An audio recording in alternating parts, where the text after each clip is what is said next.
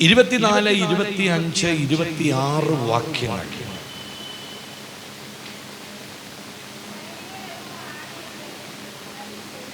സൈന്യങ്ങളുടെ യഹോവ ആണയിട്ട് അരുളി ചെയ്യുന്നു, ഞാൻ വിചാരിച്ചതുപോലെ സംഭവിക്കും, ഞാൻ നിർണയിച്ചതുപോലെ നിവൃത്തിയാകും.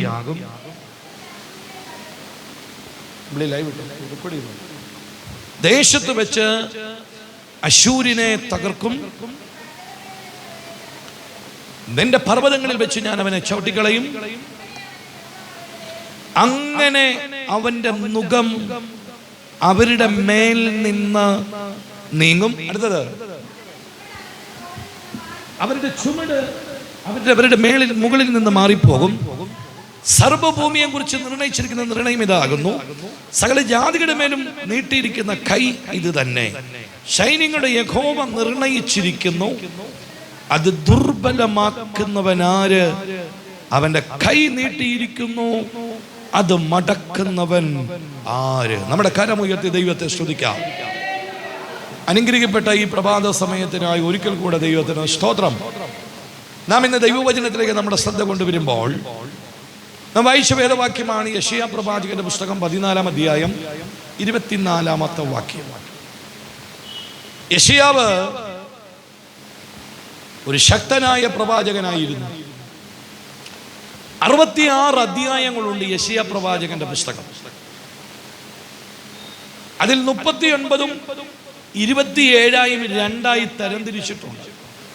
39 പുസ്തകങ്ങൾ പഴയ നിയമത്തിന്റെ വിശദീകരണങ്ങളാണെന്നും ബാക്കിയുള്ള 27 പുസ്തകങ്ങൾ പുതിയ നിയമത്തെ കാണിക്കുന്ന പ്രവചന ശബ്ദങ്ങളുമായി തരംതിരിച്ചത് പഠിക്കാൻ കഴിയും.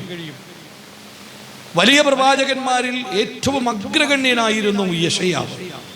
യേശുക്രിസ്തുവിന്റെ ജനനം, എവിടെ ജനിക്കും, എവിടെ അവൻ പാർക്കും, എന്ത് കഴിക്കും, എത്ര കാലം അവൻ ജീവിക്കും, എങ്ങനെ മരിക്കും, എന്തൊക്കെ പ്രതിസന്ധികൾ അല്ലെങ്കിൽ അവൻ അനുഭവിക്കേണ്ടി വരും, കഷ്ടമനുഭവിക്കുന്ന ദാസൻ എന്നുള്ള അധ്യായം പോലും യെശയ്യാവിന്റെ പ്രവചനമാണ്. അവന്റെ ഉയർപ്പ്, അവന്റെ മടങ്ങിവരവ്, ഇതെല്ലാം പ്രവചിച്ച, ഏകദേശം യേശുവിന്റെ ജനനത്തിന് മുമ്പ് 3000 കണക്കിന് വർഷങ്ങൾക്ക് മുമ്പേ പ്രവചിച്ച ഒരു പ്രവാചകനാണ് യെശയ്യാവ് എന്ന പ്രവാചകൻ. അല്ലേ, ഒരു ആമേൻ പറയാമോ? അപ്പൊ യേശുവിന്റെ ജനനം മുതൽ സകലതും, മരണവും ഉയർത്തെഴുന്നേൽപ്പും വരെ, എവിടെ ജനിക്കുമെന്നും സ്ഥലത്തിന്റെ പേരെന്താണെന്നും വരെ പ്രവചിച്ച ഒരു പ്രവാചകനാണ് യെശയ്യാ പ്രവാചകൻ. 66 പുസ്തകങ്ങൾ, അധ്യായങ്ങളാണ് അദ്ദേഹത്തിന്റെ പുസ്തകം. 1 മുതൽ അധ്യായങ്ങൾ വായിച്ചു പിടിക്കുമ്പോൾ ഒത്തിരി ചരിത്രങ്ങൾ ഇതിനകത്തുണ്ട്, ഒത്തിരി കാലഘട്ടങ്ങൾ പറയുന്നുണ്ട്. 5 അധ്യായങ്ങൾ താൻ പ്രവചിച്ചു കഴിഞ്ഞപ്പോൾ 6-ാം അധ്യായത്തിൽ വരുമ്പോൾ യെശയ്യാ ഒരു ദർശനം കാണുന്നുണ്ട്. ഒന്ന് വായിച്ച് 6-ാം അധ്യായത്തിൽ വന്നേ. 6-ാം അധ്യായത്തിൽ യെശയ്യാവ് കാണുന്ന ദർശനം ഇതാണ്: ഉസിയ രാജാവ് മരിച്ചയാണ്ടിൽ കർത്താവ് ഉയർന്നും പൊങ്ങിയുമുള്ള ഇരിക്കുന്നതും ഞാൻ കണ്ടു. അവന്റെ വസ്ത്രത്തിന്റെ വിളമ്പുകൾ മന്ദിരത്തെ നിറച്ചിരിക്കുന്നു. സറാഫുകൾ അവന് ചുറ്റും നിന്നു. ഓരോരുത്തൻ 6 ചിറകുണ്ടായിരുന്നു. 2 കൊണ്ട് മുഖം മൂടി, 2 കൊണ്ട് കാൽ മൂടി, 2 കൊണ്ട് പറന്ന് ഒരുത്തനോട്, സൈന്യങ്ങളുടെ യഹോവ പരിശുദ്ധൻ പരിശുദ്ധൻ, സർവ്വഭൂമിയും അവന്റെ മഹത്വം കൊണ്ട് നിറഞ്ഞിരിക്കുന്നുവെന്ന് ആർത്തു പറഞ്ഞു. അവർ ആർക്കുന്ന ശബ്ദങ്ങൾ, ഉമ്മരപ്പിടിയുടെ അടിസ്ഥാനങ്ങൾ കുലുങ്ങി, ആലയം പുക കൊണ്ട് നിറഞ്ഞു. അപ്പോൾ ഞാൻ, അയ്യോ കഷ്ടം, ഞാൻ നശിച്ചു, ഞാൻ ശുദ്ധിയില്ലാത്ത അധരങ്ങൾ ഉള്ളൊരു മനുഷ്യൻ, ശുദ്ധിയില്ലാത്ത അധരങ്ങളുള്ള ജനത്തിന്റെ നടുവിൽ വസിക്കുന്നു. എന്റെ കണ്ണ് സൈന്യങ്ങളുടെ യഹോവയായ രാജാവിനെ കണ്ടുവല്ലോ എന്ന് പറഞ്ഞു. അപ്പോൾ സറാഫുകളിൽ ഒരുത്തൻ യാഗപീഠത്തിൽ നിന്ന് കൊടിൽ കൊണ്ട് ഒരു തീക്കനൽ എടുത്ത് കയ്യിൽ പിടിച്ചുകൊണ്ട് എന്റെ അടുക്കൽ വന്നു, അതെന്റെ വായ്ക്ക് തൊടുവിച്ചു. ഇത് നിന്റെ അധരത്തെ തൊട്ടതിനാൽ നിന്റെ അകൃത്യം നീങ്ങി, നിന്റെ പാപത്തിന് പരിഹാരം വന്നിരിക്കുന്നു എന്ന് പറഞ്ഞു. 6-ാം അധ്യായത്തിൽ യെശയ്യാവ് ഒരു വലിയ ദർശനം കാണുകയാണ്. 6:1 തുടങ്ങുന്നത് എങ്ങനെയാ? ഉസിയ രാജാവ് മരിച്ച ആണ്ടിൽ. എന്തിനാ അങ്ങനെ പറയുന്നത്? ഉസിയാവ് എന്ന് പറയുന്ന ഒരു രാജാവായിരുന്നു. അപ്പൊ ചരിത്രവുമായി ബന്ധമുണ്ടെന്നുള്ളത് തെളിയിക്കാനാണ് കാലഘട്ടം എഴുതിയിരിക്കുന്നത്. ഊഹാഭോഗം പറഞ്ഞതല്ല. ഉസിയ രാജാവ് മരിച്ച ആണ്ടിൽ അവനൊരു ദർശനം കാണുകയാ. യഹോവ ഉയർന്നും പൊങ്ങിയും ഇരിക്കുന്ന സിംഹാസനത്തിൽ ഇരിക്കുന്നത് ദർശനം കാണും. ആ ദർശനം കാണുമ്പോൾ ശറാഫുകൾ 6 ചിറക് വീതമുണ്ട്. ശറാഫിൽ ദൂതന്മാരുടെ മറ്റൊരു ഗണമാണ്.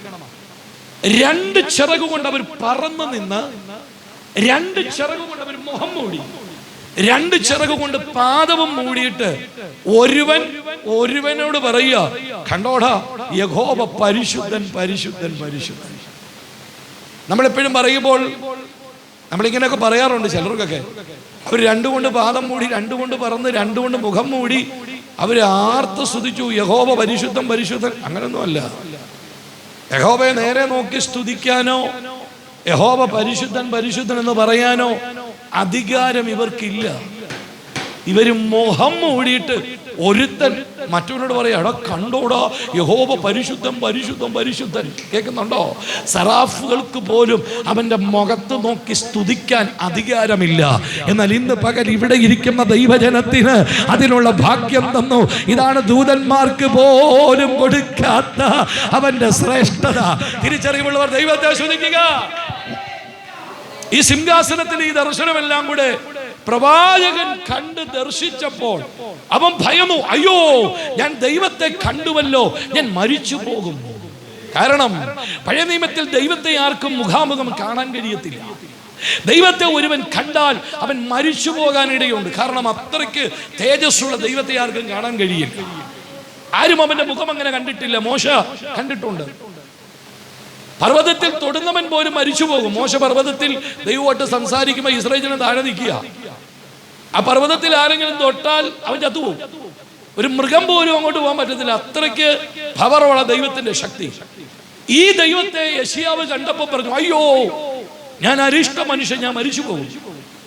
എന്നിട്ട് പറഞ്ഞു, ഞാൻ ശുദ്ധിയില്ലാത്ത അതരമുള്ള മനുഷ്യൻ. നോക്കണേ, ദൈവത്തെ കണ്ടപ്പോൾ അതുവരെ പ്രവചിച്ച ആളാണ്, അതുവരെ പ്രസംഗിച്ച ആളാണ്. പക്ഷെ ദൈവത്തെ മുഖാമുഖം കണ്ടപ്പോൾ അവൻ പറയുക, അയ്യോ ഞാൻ അശുദ്ധിയുള്ള നാമോട് കൂടിയ മനുഷ്യൻ. ഓ, നിങ്ങളാരും ഇവിടെയില്ല. ഞാൻ നിങ്ങളോടൊന്ന് ചോദിക്കട്ടെ, ഇന്ന് നിങ്ങളുടെ മുമ്പിൽ ദൈവം പ്രത്യക്ഷപ്പെട്ടാൽ നിങ്ങൾ എന്നാ പറയും? ഓ എന്റെ പൊന്നെ, ഞാൻ ആരാന്നറിയാവോ? ദൈവം എന്റെ മുമ്പിൽ. നിങ്ങൾ മിണ്ടുന്നില്ല. യെശയ്യാവിന്റെ മുമ്പിൽ ഉടയതമ്പുരാനെ ദൈവത്തെ മുഖാമുഖം കണ്ടപ്പോൾ അത്രയും ശക്തമായി പ്രവചിച്ച പ്രവാചകന്മാരുടെ പ്രവാചകൻ വേണേ പറയാം, അഗ്രഗണ്യനായ മനുഷ്യൻ വിളിച്ചു പറയോ, അയ്യോ ഞാൻ അശുദ്ധിയുള്ള നാവോട് കൂടിയ മനുഷ്യൻ. Price the Lord. അങ്ങനെയെങ്കിൽ ഞാൻ പറയാം, നമ്മുടെ മുമ്പിൽ ദൈവം പ്രത്യക്ഷപ്പെട്ടെന്ന് അങ്ങ് കരുതിക്കേ. പ്രത്യക്ഷപ്പെട്ട എന്ത് ചെയ്യും? എന്തായിരിക്കും നമ്മുടെ മനോഭാവം? ഞാൻ പറയാം, എൻ്റെ മുമ്പിൽ കർത്താവ് പ്രത്യക്ഷപ്പെട്ടാൽ ഞാൻ കവിണ്ണ് വീണ് തലകുത്തി മറിഞ്ഞിട്ട് പറയും, അയ്യോ ഈ പാപിയുടെ മുമ്പിൽ അവിടുന്ന് പ്രത്യക്ഷപ്പെട്ടല്ലോ. നിങ്ങളുടെ പറഞ്ഞാൽ ദൈവത്തെ കാണുമ്പോൾ അടുക്കും തോറും നീ പാപിയാണെന്നുള്ള ബോധം അവനുണ്ടായി. യെശയ്യാവ് ദൈവത്തെ കണ്ടപ്പോ പറയുകയാ, എൻ്റെ നാവ് അശുദ്ധിയുള്ളതാ. അർത്ഥം അശുദ്ധിയുള്ള നാവാണോ എന്ന് എനിക്കറിയില്ല, പക്ഷെ വാക്കിലോ പ്രവൃത്തിയിലോ ഒക്കെ സംസാരത്തിലോ ഒക്കെ ഉണ്ടായിട്ടിരിക്കാം. ഇത് കണ്ടപ്പോ പ്രവാചകൻ എടുത്തു പറഞ്ഞു, ഞാൻ അശുദ്ധിയുള്ള നാവോട് കൂടിയ മനുഷ്യൻ. ഇവന്റെ വാക്ക് കേട്ടപ്പോൾ കിരൂബുകൾ എന്ത് ചെയ്യുന്നറിയാമോ? യാഗപീഠത്തിനടിയിൽ കത്തിക്കൊണ്ടിരുന്ന കനൽക്കട്ട അവരതൊരു കൊടില് കൊണ്ട് അങ്ങനെ എഴുതിയിരിക്കുന്നത് അല്ലേ? അപ്പോൾ സാറാഫികൾ ഒരുത്തിന് യാഗപീഠത്തിൽ നിന്ന് കൊടിൽ കൊണ്ട് ഒരു തീക്കനലെടുത്ത് കയ്യിൽ പിടിച്ചുകൊണ്ട് ഇത് ചെയ്തു, എന്റെ അടുക്കൽ വന്നു, അതെന്റെ വായിക്ക് തൊടുവിച്ചു. നിങ്ങൾ ശ്രദ്ധിച്ചു കേട്ടെ, സറാഫുകളും കെരൂബുകളും ദൂതന്മാരുടെ മറ്റു ഗണങ്ങളാണ്. അവര് മനുഷ്യരെക്കാൾ ശക്തന്മാരും ബലവാന്മാരുമാ. നിങ്ങളുണ്ടോ ഇവിടെ? അശൂർ പാളയത്തിൽ ഒരു ദൂതൻ ഇറങ്ങി ഒറ്റ രാത്രി കൊണ്ട് 1,00,000 ചില്ലുവാനം ആൾക്കാരെ കൊന്നൊടുക്കി. ദൂതന്റെ പവർ അതാണ്. അത്രയ്ക്കും ശക്തിയുള്ള ദൂതൻ യാഗപീഠത്തിൽ ചെന്ന് ഒരു തീക്കനൽ എടുത്തു. എങ്ങനെ എടുത്തത്? ഒരു കൊടില് കൊണ്ടെടുത്തു. എങ്ങനെ എടുത്തു? ഒരു കൊടില് കൊണ്ടെടുത്ത തീക്കനൽ യെശയ്യാവിന്റെ അടുക്കൽ വന്നിട്ട് അവിടെ എഴുതിയിരിക്കുന്നു, അവന്റെ നാവിൽ തൊടുവിച്ചു. കേൾക്കുന്നവൻ ആമേൻ പറഞ്ഞാട്ടെ. അവൻ അശുദ്ധിയുള്ള നാവാണെന്ന് പറഞ്ഞപ്പോൾ ദൈവദൂതൻ കൊടില് കൊണ്ട് കനൽക്കട്ടയെടുത്ത് അവന്റെ നാവി കൊണ്ടുവച്ചു. നിങ്ങൾ ശ്രദ്ധിച്ച് കേൾക്കണം. ദൂതൻ ആ കനൽക്കട്ട എടുത്തത് കൈകൊണ്ടല്ല, കൊടില് കൊണ്ട്. എന്നാ ദൂതൻ ചേട്ടാ കൈ കൊണ്ടെടുക്കാതെ കൊടില് കൊണ്ടെടുത്തത്? ദൂതൻ പറയും, അയ്യോ അത് കൈ കൊണ്ടെടുക്കാൻ പറ്റില്ല, കൈ പൊള്ളും. ഇവിടെ ഉണ്ടോ? ദൂതൻ കൈ കൊണ്ട് തൊട്ടാൽ പൊള്ളുന്ന കനൽക്കട്ട യെശയ്യാവ് നാവ് കൊണ്ട് സ്വീകരിച്ചു. പിടികിട്ടുന്നുണ്ടോ ആർക്കെങ്കിലും എന്താ കാരണമെന്ന്? എന്നാ കാരണം എന്നറിയാമോ? അതിന്റെ പേരാണ് അഭിഷേകം. ദൂതന്മാർക്ക് പോലും കൊടുക്കാത്ത അഭിഷേകം. ഇത്ര വലിയ രക്ഷ അവർ പോലും കുനിഞ്ഞു നോക്കുമെന്ന് അവൻ വിശുദ്ധ വേദവചനം പറയുന്നത്. അസാധാരണമായതൊന്ന് അവന്റെ നാവിൽ വെച്ചു കൊടുത്തു. അതിന്റെ പേരാണ് അഭിഷേകം. ചേർന്ന് ദൈവത്തെ സ്തുതിക്കാമോ? അങ്ങനെയെങ്കിൽ ഇന്ന് പകൽ ഇതിനകത്തിരിക്കുന്ന ദൈവമക്കൾ തിരിച്ചറിയണം, ദൂതന്മാർക്ക് പോലും കൊടുക്കാത്ത ശ്രേഷ്ഠതയുള്ള ഒന്ന് ദൈവം എനിക്ക് തന്നിരിക്കുന്നത്. അതിന്റെ പേരാണ് അഭിഷേകം. ആ അഭിഷേകം പ്രാപിച്ചു പോലെ കരമടിച്ചു ദൈവത്തെ ഒന്ന് സ്തുതിക്കാൻ എത്ര പേർക്ക് കഴിയും? Praise the Lord. ദൂതൻ അത് കൊടില് വെച്ചായെടുത്തു, പ്രവാചകൻ അത് നാവ് കൊണ്ട്. ആമേൻ. ഇബ്രായ ലേഖനത്തിൽ പറയുന്ന ദൂതന്മാര് നമ്മളെ ആരാധന കണ്ടിട്ട് കുനിഞ്ഞു നോക്കുന്ന താഴെ സ്വർഗത്തിൽ ഇരുന്നവർ താഴോട്ട്. കാരണം അവർക്ക് പോലും ഇങ്ങനെ ദൈവത്തെ സ്തുതിക്കാൻ ദൈവം അനുവാദം കൊടുത്തില്ല. സറാഫുകൾ മുഖം മൂടി ഒരുത്തനോട് നല്ലതാ പബ്ലിക്. സറാഫുകൾ മുഖം മൂടി ഒരുത്തനോട് നിന്ന് പരിശുദ്ധം പറയുന്നു. സറാഫുകൾ കൊടിലെടുത്തുകൊണ്ട് മനുഷ്യന്റെ നാവി കൊണ്ടുപോയി. നമ്മൾ അങ്ങനെയാണോ? പെട്ടകത്തിൽ കൈവച്ചുകൊണ്ട് അപ്പാ പിതാവേ എന്ന് വിളിച്ചുകൊണ്ട് ഏത് സമയത്തും അടുത്തു വരുവാൻ എന്റെ ദൈവം നിനക്ക് അനുവാദം തന്നത് എങ്ങനെയാണെന്നറിയാമോ? 2000-ൽ പരം വർഷങ്ങൾക്ക് മുമ്പ് മാനവജാതിയുടെ പാപപരിഹാരത്തിനായി താണഭൂമിയിൽ ഇറങ്ങി വന്ന് ക്രൂശു മരണത്തോളം ഏൽപ്പിച്ചു കൊടുത്തപ്പോൾ വേർപാടിന്റെ നടുചുവർ ഇടിച്ചു കളഞ്ഞ് അവൻ യഹൂദനെയും യവനനെയും ഒന്നാക്കി പെട്ടകത്തിൽ കൈവച്ചുകൊണ്ട് യേശുവേ അപ്പാ പിതാവേ എന്ന് വിളിക്കാൻ അധികാരം തന്ന് നമ്മെ ശ്രേഷ്ഠ പദവിയിൽ ഇരുത്തി ആ ദൈവത്തിന് കരമൊഴിച്ച്. അതുകൊണ്ട് ഇബ്രായ ലേഖനം പറയുന്നത് ഇത്ര വലിയ ഭാഗ്യമാണ് നമുക്ക് കിട്ടിയത്. ഇത്ര വലിയ രക്ഷ ഗണ്യമാക്കാതെ പോകരുത്. അപ്പൊ ദൂതന്മാർക്ക് കൊടുക്കാത്തത്, സറാഫുകൾക്ക് കൊടുക്കാത്തത്, കെരൂബുകൾക്ക് കൊടുക്കാത്തത്ര അനുഗ്രഹങ്ങളും വാഗ്ദത്തങ്ങളുമാ അഭിഷേകമാ ദൈവം നമുക്ക് തന്നത്. 6 അധ്യായം പ്രവചിച്ച പുള്ളിയാ. ദൈവിക വെളിപ്പാട് കണ്ടപ്പോൾ അവൻ പറഞ്ഞു അശുദ്ധനാ. Praise the lord, praise the lord. ആ പ്രവാചകൻ പ്രവചിച്ച പുസ്തകത്തിൽ ഒരു വാക്യമാണ് നമ്മൾ വായിച്ചത്. 14-ാം അധ്യായത്തിൽ 14-ാം അധ്യായം 24-ാമത്തെ വാക്യമാണ് നമ്മൾ വായിച്ചത്. അവിടെ ഇങ്ങനെ എഴുതിയിരിക്കുന്നു. ഒരിക്കൽ കൂടി ആ വാക്യം വായിക്കാൻ പോവുകയാണ്. സൈന്യങ്ങളുടെ യഹോവ ആണയിട്ട് അരുളി ചെയ്തിരിക്കുന്നത്, ഞാൻ വിചാരിച്ചതുപോലെ സംഭവിക്കും, ഞാൻ നിർണയിച്ചതുപോലെ നിവർത്തിയാകും. ഒരു നല്ല ഹല്ലേലൂയ പറയാമോ? ദൈവം പറയുകയാ, ഊഹാഭോഗം പറയുകയല്ല, നുണ പറയുകയല്ല. കാരണം നുണ പറയാനും പോഷ്ക് പറയാനും അവൻ മനുഷ്യനല്ല.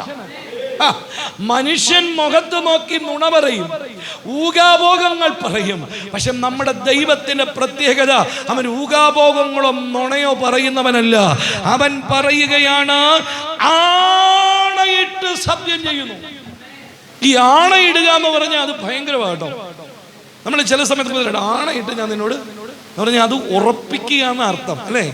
ഇവിടെ എഴുതിക്ക്, സൈന്യങ്ങളുടെ യഹോവ ആണയിട്ട് അരുളി ചെയ്യുന്നു, ഞാൻ വിചാരിച്ചതുപോലെ സംഭവിക്കും. ഒരു നല്ല ആമേൻ പറഞ്ഞേ. ഇത് പറഞ്ഞിട്ട് പറയിക്കണ്ടല്ലോ, ഇടയ്ക്കിടയ്ക്ക് ഒരു ആമേനൊക്കെ പറഞ്ഞുകൊണ്ടിരിക്കണം. നിങ്ങൾ ആരും മിണ്ടുന്നില്ല. ആണയിട്ട് പറയുന്നു, ഞാൻ വിചാരിച്ചത് സംഭവിക്കും. ഹല്ലേലൂയ. അർത്ഥം, മനുഷ്യൻ വിചാരിച്ചതല്ല നടക്കുന്നത്, ദൈവം വിചാരിച്ചതാണ്. അങ്ങനെയെങ്കിൽ ഇന്ന് പകൽ ഇതിനകത്തിരിക്കുന്ന ഓരോ ദൈവമക്കളും അറിയണം, ഇന്ന് എൻ്റെ ലൈഫിൽ സംഭവിക്കുന്നതെല്ലാം ദൈവം വിചാരിച്ചതാണ്. അതുകൊണ്ട് ഞാൻ ദൈവത്തിന് സ്തുതിക്കുന്നെന്ന് എത്ര പേര് പറയും? ഹല്ലേലൂയ. ഇവിടെ തിരുവെഴുത്തിൽ പറയുന്നു, ആണയിട്ട് പറയുന്നു, ഞാൻ വിചാരിച്ചതുപോലെ സംഭവിക്കും. അടുത്തത്, ഞാൻ നിർണയിച്ചതുപോലെ നിവർത്തിയാകും. രണ്ട് കാര്യം പറയുന്നു. ഒന്ന്, ഞാൻ വിചാരിച്ചതുപോലെ സംഭവിക്കും. രണ്ട്, ഞാൻ നിർണയിച്ചതുപോലെ നടക്കും. നല്ലൊരു ആമേൻ പറഞ്ഞേ. ഈ നിർണയം എന്ന വാക്കിന്റെ പ്രത്യേകത എന്താണെന്നറിയാമോ? നിശ്ചയം എന്ന വാക്കിന്റെ അർത്ഥം നമുക്കറിയാം. നിശ്ചയം, അതേ വിവാഹ സമയത്ത് രണ്ട് കുടുംബങ്ങൾ തമ്മിലിരുന്ന് ഒരുമിച്ച് ആലോചിച്ച് നടത്തുന്നൊരു പേരാണ് നിശ്ചയം. അപ്പം നിശ്ചയം എന്ന് പറഞ്ഞാൽ ചിലർ ഒരുമിച്ചിരുന്ന് എടുക്കുന്ന തീരുമാനമാണ് നിശ്ചയം. പക്ഷെ നിർണയം എന്ന വാക്ക് ചിലരല്ല, അത് ഏകന്റെ നിർണയമാണ്.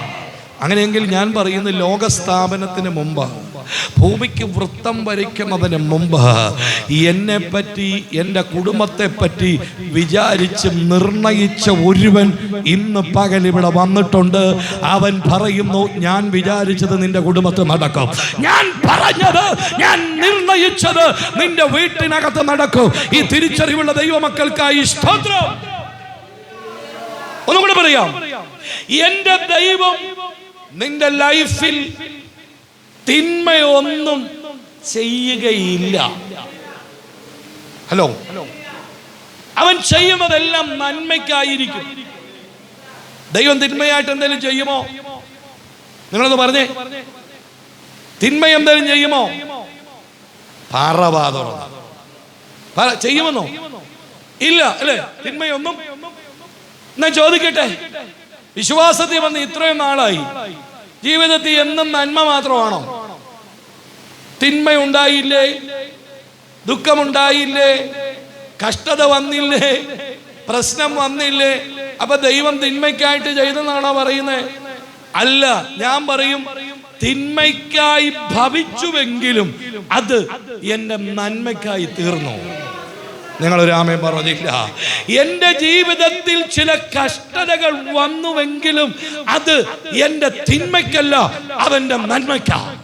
കഴിഞ്ഞ ആഴ്ച നമ്മൾ ഇതിനോട് ചേർന്നൊരു ഭാഗമാ പറഞ്ഞത്, ഒരു സ്വർണം ഉരുക്കി പുറത്താക്കുന്നത് പോലെ, അതിന്റെ കീടമെടുത്ത് കളയുന്നത് പോലെ അവൻ നമ്മെ ശുദ്ധീകരിക്കും. കഴിഞ്ഞ ആഴ്ച നമ്മൾ ശുശ്രൂഷിച്ചത് വല്ലതും ഓർക്കുന്നുണ്ടോ? ആർക്കറിയാം? ഉണ്ട്. ചേർന്നൊരാമേൻ പറഞ്ഞാട്ടെ. അപ്പൊ ഞാൻ പറയുന്നു, തിന്മകൾ നമ്മളിൽ വരുമ്പോൾ, തിന്മയുടെ അനുഭവങ്ങൾ ജീവിതത്തിൽ വരുമ്പോൾ, അത് ദൈവം നിന്നെ ദ്രോഹിക്കുന്നതല്ല. ദൈവം പറയുന്നു, അവൻ നിന്നെ എന്ത് ചെയ്യാ? പണിതുകൊണ്ടിരിക്കുകയാ. അതുകൊണ്ട് തിന്മ ജീവിതത്തിൽ വരുമ്പോഴും നന്മ ജീവിതത്തിൽ വരുമ്പോഴും സകലത്തിൻ്റെയും കാരണഭൂതൻ അത് ദൈവമാ. അവൻ പറയുന്നു, ഞാൻ നിർണയിച്ചതുപോലെ സംഭവിക്കും.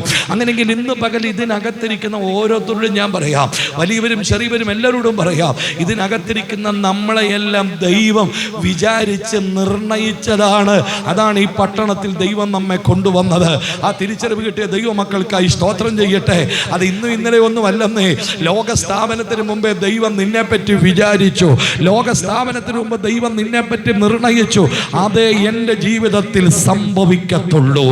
ഒന്നും കൂടെ പറയാം, മനുഷ്യന്റെ ഹൃദയത്തിൽ പല വിചാരങ്ങളുണ്ട്, എങ്കിലും ദൈവത്തിന്റെ വിചാരം നടക്കും. ഒരു വാക്യം കൂടെ ചേർന്ന് വായിച്ചാൽ നിങ്ങൾക്ക് ആ കാര്യം ഒന്നും കൂടെ ബുദ്ധി മനസ്സിലാക്കാൻ കഴിയുമെന്ന് എനിക്ക് തോന്നുന്നു. സദൃശ്യവാക്യങ്ങൾ വന്നാട്ടെ. 19-ാം അധ്യായം 21-ാമത്തെ വാക്യത്തിൽ, അവിടെ സദൃശ്യവാക്യത്തിന്റെ എഴുത്തുകാരൻ ഒരു കാര്യം കൂടെ പറയുന്നുണ്ട്. 19-21 മനുഷ്യന്റെ ഹൃദയത്തിൽ, ഇങ്ങോട്ട് നോക്കിക്കേ, തിരുവെഴുത്ത് പറയുന്നു, നമ്മുടെ ഹൃദയത്തിൽ പല വിചാരങ്ങളും ഉണ്ട്. അടുത്തത്, യഹോവയുടെ ആലോചനയോ അത് നിവൃത്തിയാകും. ചേന്നൊരാമേൻ പറഞ്ഞേ, ഇതിനകത്തിരിക്കുന്ന എല്ലാവരുടെയും ഹൃദയത്തിൽ എന്തുണ്ട്? വിചാരം വിചാരമില്ലാത്തൊരു ആരെങ്കിലും ഉണ്ടോ? യേശുവിൻ്റെ ശിഷ്യന്മാർക്ക് പോലും വിചാരം ഉണ്ടായിരുന്നു. അവർ പടകിൽ ഇങ്ങനെ യാത്ര ചെയ്യുകയാ. കാറ്റും തിരമാലയും ശക്തിയോടെ അടിച്ചു. പടക് മുങ്ങുമാറായെന്ന് എഴുതിയിരിക്കുന്നത്. മുങ്ങത്തില്ല, മുങ്ങുമാറാകത്തേ ഉള്ളൂ. എല്ലാവരും ഉണ്ടോ ഇവിടെ? പടക് മുങ്ങത്തൊന്നുമില്ലടാ, മുങ്ങുമാറാക്കും. അത് നിന്നെ ഒന്ന് ചെറിയൊരു പണി തന്നടാ. അവിടെ എഴുതിയിരിക്കുന്നത് ഇങ്ങനെയാ: ശിഷ്യന്മാരെല്ലാം കൂടെ പേടിച്ച് മയർന്ന് വിറച്ചിട്ട് യേശുവിനെ തട്ടി എഴുന്നേൽപ്പിച്ചിട്ട് ചോദിക്കുക, കർത്താവേ, ഞങ്ങളെപ്പറ്റി നിനക്ക് വിചാരം? ദൈവത്തോട് ചോദിക്കണം, ഞങ്ങളെപ്പറ്റി നിനക്ക് വിചാരം? ഇന്ന് ഇവിടെ ഇരിക്കുന്ന പലരും ഈ വിചാരത്തോടെ ഇരിക്കുന്ന, കർത്താവേ, എനിക്ക് ജോലിയില്ല, എൻ്റെ പ്രശ്നങ്ങൾ വലുതാ, എൻ്റെ കടഭാരം കൂടുതൽ, എൻ്റെ വീടിൻ്റെ പണി നടക്കുന്നില്ല, വർക്കുകളൊന്നും ഉണ്ടാകുന്നില്ല, ഞങ്ങളെപ്പറ്റി ഒരു വിചാരവും. ഇങ്ങോട്ട് നോക്കിക്കേ, ഇന്നും ഇന്നലെയും ഒന്നുമല്ല വിചാരിച്ചിരിക്കുന്നത്, അവൻ നേരത്തെ വിചാരിച്ചു വെച്ചിട്ടുണ്ട്. ഈ പടക് മുങ്ങുമാറായി. യേശു എഴുന്നേറ്റ് കാറ്റിനെയും കടലിനെയും ശാസിച്ചു. പടക നിന്നു. ഞാൻ എപ്പോഴും പറയുന്ന ഒരു കാര്യമാണ്, ഇവർ ഈ തണ്ട് വലിച്ച് വലഞ്ഞ് ഇവർ വിഷമിച്ച് നിൽക്കുക. ബോട്ടിൻ്റെ അറ്റത്ത് നിന്ന് വള്ളത്തെ നിന്ന് ഈ തുഴയെല്ലാം കൂടെ അഡ്ജസ്റ്റ് ചെയ്ത് ഇങ്ങനെ പിടിക്കുക. അണ്ണനൊക്കെ അറിയാം, അണ്ണൻ മീനൊക്കെ പിടിക്കാൻ പോകുന്നതാണ്. തിരമാല വന്നു കഴിഞ്ഞാൽ ഈ ഇത് തുഴ വെച്ച് ഇതിനെ അഡ്ജസ്റ്റ് ചെയ്ത് മറിയാതിരിക്കാനൊക്കെ നിൽക്കും. അങ്ങനെ ഇരിക്കുമ്പോഴേ യേശുവിനെ തട്ടി എഴുന്നേൽപ്പിച്ചത്. ഇവന്മാർ പഠിച്ച മണി 18 നോക്കിയിട്ടും ഈ ബോട്ട് നിയന്ത്രിക്കാൻ പറ്റിയില്ല. യേശു എഴുന്നേൽക്കുന്നത് കണ്ടപ്പോൾ പത്രോസ് ഏറ്റവും മുമ്പിൽ നിന്നത് തുഴയായിട്ട്, വലിയ തുഴയാണ് പത്രോസിൻ്റെ ഇരിക്കുന്നത്. പത്രോസ് ആ തുഴയായിട്ട് വന്നിട്ട് എൻ്റെ ചിന്തയായിട്ടോ യേശുവിൻ്റെ അടുക്കോട്ട് വന്ന് തുഴ കൊണ്ടുപോകും. മാര് വിചാരിച്ച എന്നാണെന്നറിയാവോ? യേശു ഇപ്പം ഇങ്ങോട്ട് എഴുന്നേറ്റിട്ട് ഈ പത്രോസിനെയും തുഴ മേടിച്ചിട്ട് അഡ്ജസ്റ്റ് ചെയ്ത് ബോട്ട് ഇപ്പോൾ എടാ തുഴയൊന്നും തമ്പുരാന് വേണ്ട, നിങ്ങളാരും ഇവിടെ ഇല്ലേ, തണ്ടൊന്നും യേശുവപ്പന് വേണ്ട. അവൻ എഴുന്നേറ്റ് കാറ്റിനെയും കടലിനെയും ശാസിച്ചു. അനങ്ങാതിരിക്കുക, അടങ്ങുക എന്ന 2 വാക്ക് പറഞ്ഞപ്പോൾ അവൻ്റെ വിഷയത്തിൻ്റെ മേൽ ഒരു അടക്കമുണ്ടായെങ്കിൽ ഇന്ന് പകൽ ആരെയൊക്കെ നോക്കി ദൈവാത്മാവ് വാക്ക് പറയാൻ പോവുകയാ. വിചാരപ്പെട്ടിരിക്കുന്ന ചില വിഷയത്തിൻ്റെ മേൽ ഇന്ന് പകൽ കർത്താവ് വിളിച്ചു പറയുന്നു, അനങ്ങാതിരിക്കുക, അടങ്ങുക.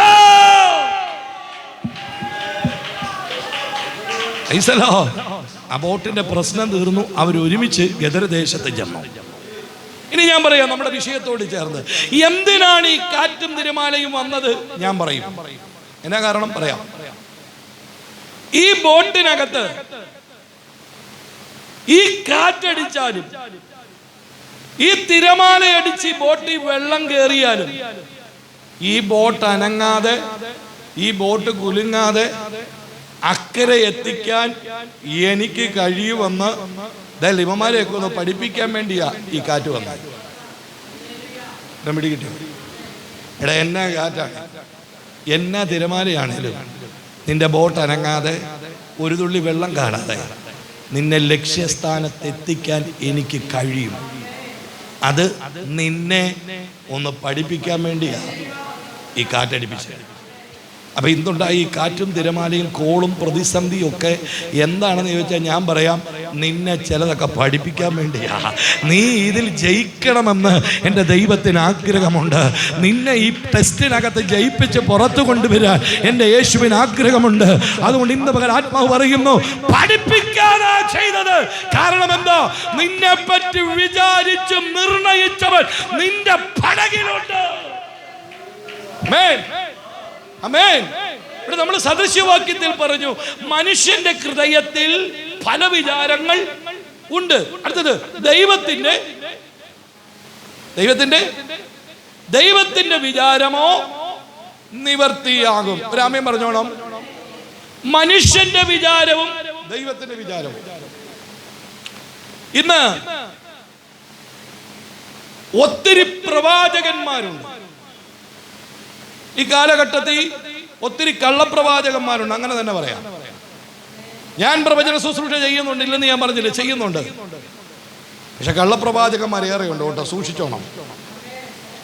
ആളും തരവും കണ്ട് പ്രവചിക്കുന്നവരാ കൂടുതലും. ആളും തരവും കണ്ട് പ്രവചിക്കുന്നവരാണ്. നല്ലൊരു വീട്ടിൽ ചെന്ന് കഴിഞ്ഞാൽ കൊള്ളാം, അവനെ നോക്കിയിട്ട് പറയും, എന്നോട് അങ്ങനെ ഒത്തിരി പേര് പ്രവചിച്ചിട്ടുണ്ട്. ഞാൻ ആരാണെന്നും എൻ്റെ കുടുംബ പശ്ചാത്തലം എന്താണെന്നും എൻ്റെ സഹോദരന്മാരുടെ ശുശ്രൂഷ എന്താണെന്നും എൻ്റെ വല്യപ്പച്ചൻ്റെ ശുശ്രൂഷ എന്താണെന്നും കണ്ടിട്ട് എന്നോട് ഒത്തിരി പേര് പ്രവചിച്ചിട്ടുണ്ട്. അതിലൊരു പ്രവചനമാണ്, ഫിനിപ്പാസ്റ്റർക്ക് പൊതു ശുശ്രൂഷയാണ്, ചർച്ച് മിനിസ്ട്രി ഇല്ല. സ്തോത്രം. ഒരൊറ്റ പ്രവാചകന്മാർ എന്നെ നോക്കിയിട്ട് പറഞ്ഞിട്ടില്ല ചർച്ച മിനിസ്ട്രിയുണ്ട്. എല്ലാവരും എന്നോട് പറഞ്ഞു പൊതു ശുശ്രൂഷ മാത്രമേ ഉള്ളൂ. പൊതു ശുശ്രൂഷ എനിക്കുണ്ട്, പക്ഷെ ചർച്ച മിനിസ്ട്രി ഇല്ലെന്ന് ആരും. 10 വർഷമായിട്ട് ഞാൻ ചർച്ച മിനിസ്ട്രി ചെയ്തുകൊണ്ടിരിക്കുക. ആമേൻ പറഞ്ഞില്ല. എന്നാ കാരണം? എന്നെ കണ്ട്, എൻ്റെ ജീവിത പശ്ചാത്തലം കണ്ട് അവൻ്റെ വിചാരം അടിച്ചതാണ്. ദൈവത്തിൻ്റെ വിചാരം അതല്ല, നീ ഇന്നത് ചെയ്യണം. തിരുവനന്തപുരം കാട്ടക്കടയിലെ ലാസ്റ്റ് ഞാൻ താമസിച്ചത്.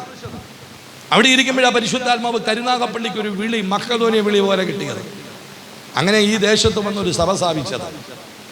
അതുവരെയും ഒരു ചർച്ച മിനിസ്ട്രി ഉണ്ടാകുമെന്ന് ഞാൻ പോലും വിചാരിച്ചില്ല.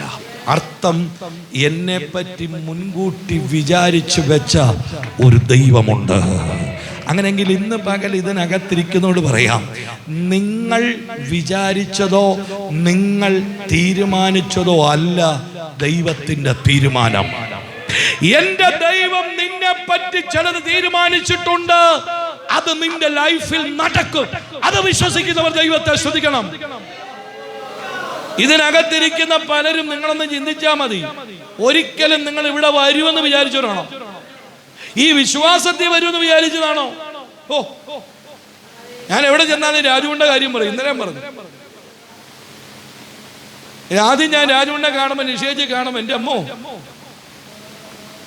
രാജുവിൻ്റെ നേരെ 2 അടിച്ചിട്ട് ചെല്ലാൻ പറ്റിയല്ല. കടുവ പൂച്ചക്കുഞ്ഞിനെ പോലെ. സ്തോത്രം.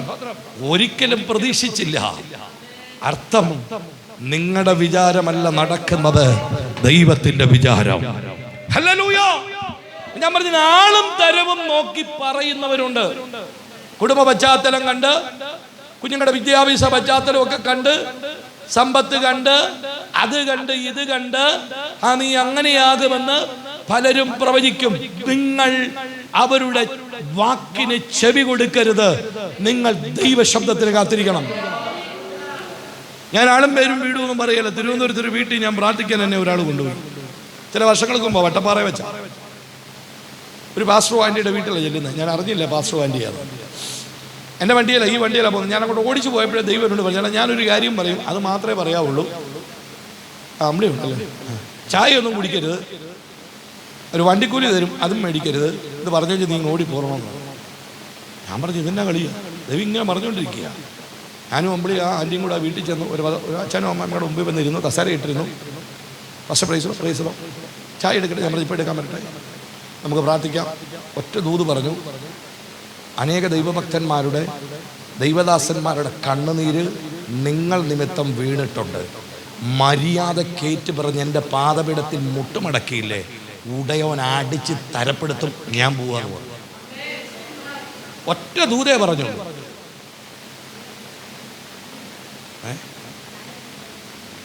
മുടി അതെ മറന്നുപോയി.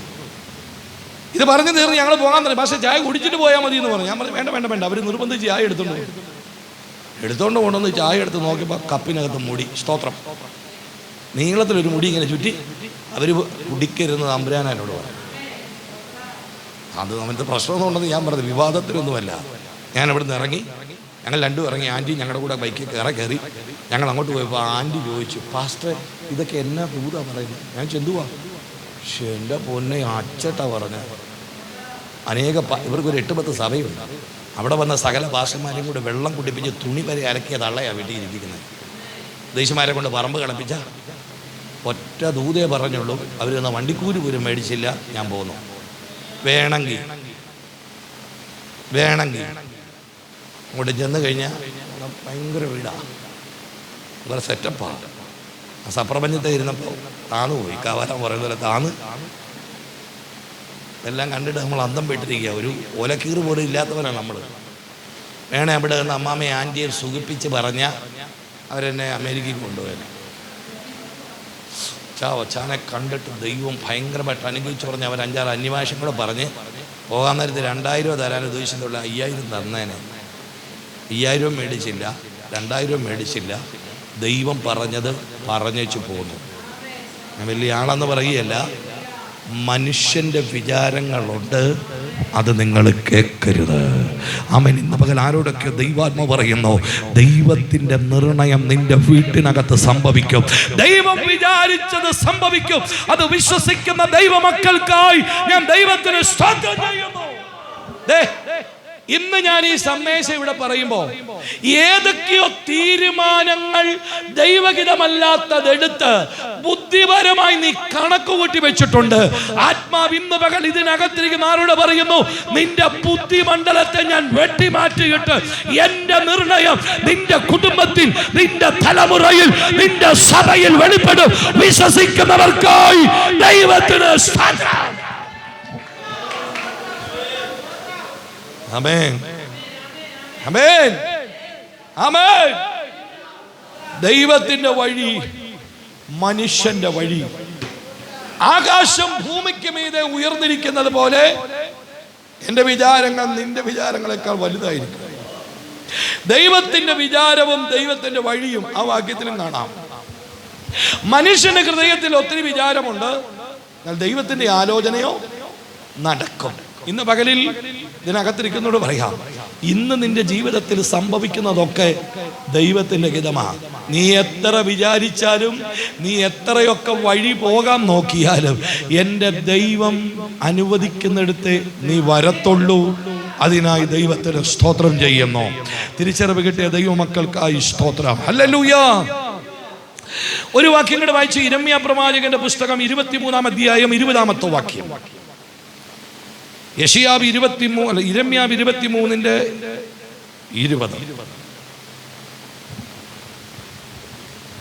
ഇല്ലേ?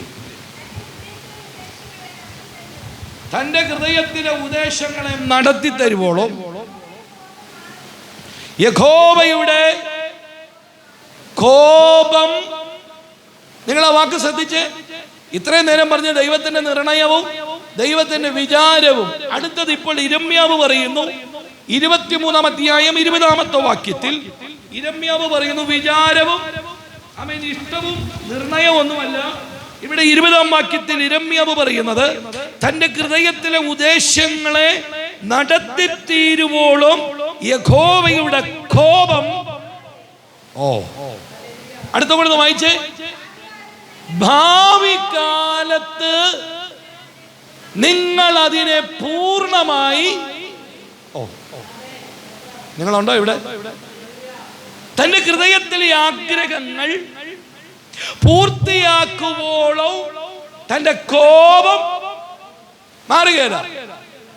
ദൈവം കോപിക്കോ? കോപിക്കും. എന്തിനാ കോപിച്ച്?